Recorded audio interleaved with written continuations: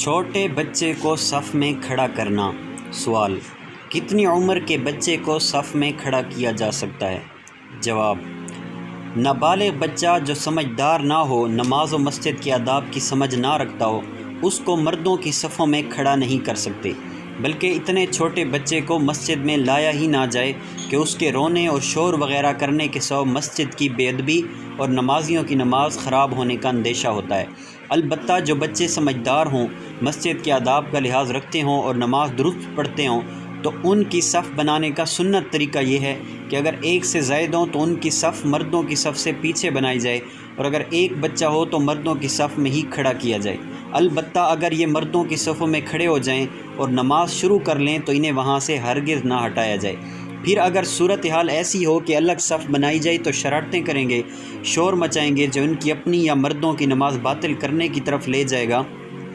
تو پھر چاہیے کہ انہیں بڑوں کے ساتھ ہی صفوں میں کھڑا کیا جائے تاکہ وہ درست نماز ادا کریں کہ مردوں اور ایک سے زائد سمجھدار بچوں کی صفوں میں ترتیب سنت ہے، فرض نہیں، لہذا ضرورت کے پیش نظر انہیں صفوں میں کھڑا کرنے میں حرج نہیں۔